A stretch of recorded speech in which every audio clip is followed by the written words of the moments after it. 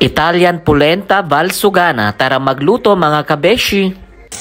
So ayan, first maglagay tayo ng 2 cups of water mga kabeshi. Ayan. And then i-boil lang natin siya in 5 minutes. Then next, ayan, ilalagay na natin itong ating gluten-free polenta valsugana. So kumukulo na ang ating water, buhos na natin ang ating polenta maize powder. Ayan, then nilagyan din natin ng konting milk.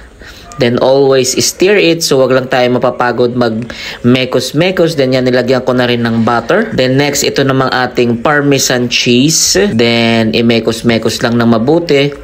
At kapag medyo thicker na, so ready na ang ating polenta. Now, check naman natin ang ating sugo, yung ating sauce na niluto natin, yung costole di maiale at saka salsiche, o ang langgunisa at saka ang ating ribs. And then now, yan, i-plating na natin mga kabeshi. Ayan. Alam nyo ba mga kabeshi na ang polenta ay isang typical food dito sa Italy kapag winter? So ayan, nilagyan na natin ng ating sauce. Ayan, so ang ating salsiche, so ang ating langgunisa at saka ang ating ribs. Ayan. So talaga namang napakasarap kapag malamig ang panahon. So lagyan natin ng parmesan cheese.